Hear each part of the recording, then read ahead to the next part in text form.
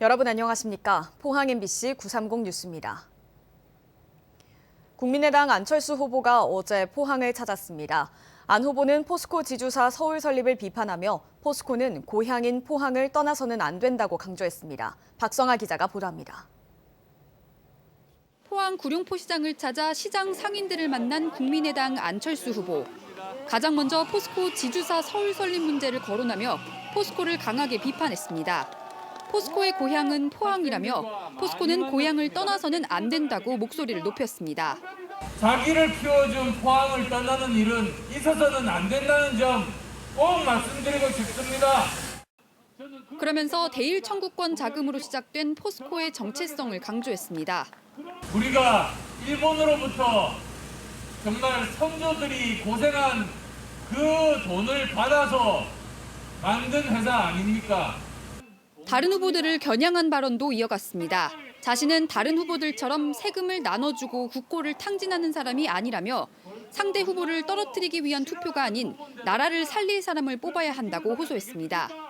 싫어하는 후보 떨어뜨리기 위해서 찍으시는 것보다 우리나라 더 잘되게 만들 후보 찍어주시면 그 후보가 당선됩니다. 특히 의사와 벤처기업가 등 자신의 이력을 강조하며 미래 먹거리를 찾고 방역을 잘할 수 있는 후보라고 자신감을 내보였습니다. 우리 어떻게 발전했는지 모르고 다른 나라 어떻게 지금 움직이고 있는지 모르는 사람이 대통령이 되면 우리 5천만 국민이 더 많은 고생을 하게 됩니다.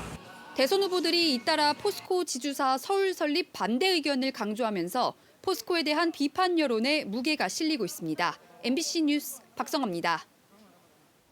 포항시 여성단체 협의회는 어제 기자회견을 열고 포스코 지주사의 탈포항을 당장 철회하라고 밝혔습니다. 여성단체 협의회는 포스코 지주사 서울 설치는 알맹이는 서울로 포항에는 껍데기만 남기겠다는 것으로 포항과 포스코의 공멸이 시작될까 우려된다고 주장했습니다. 한편 포항환경운동연합도 어제 성명을 내고 포스코는 다음 달 2일로 예정된 포스코홀딩스 창립 총회를 취소하고 지주사 전환을 백지화하라고 촉구했습니다. 환경운동연합은 포항시도 포항제철소의 환경오염을 감시할 민관위원회를 구성하고 제대로 된 환경감시에 나서라고 주장했습니다. 영덕사랑마을 대책위원회는 어제 예주문화예술회관 앞에서 기자회견을 열고 학대와 인권유린이 지속적으로 발생하고 있는 법인에 폭행 사건이 또 발생했다며 법인과 영덕군을 규탄했습니다. 이들은 법인이 운영하는 노인 거주시설에서 거주인 학대가 발생했다며 법인의 운영과 영덕군의 감독 부실에 대해 비판했습니다. 한편 해당 법인이 운영하는 시설인 영덕사랑마을에서 장애인 학대 의혹이 지속적으로 제기돼 시설 폐쇄 행정처분까지 내려진 상황입니다.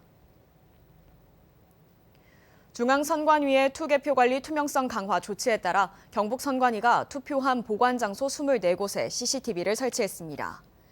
투표함 보관 상황은 선관위가 지정한 곳에서 열람이 가능하며 녹화 영상도 정보 공개 대상에 포함돼 요청이 있을 경우 제공됩니다.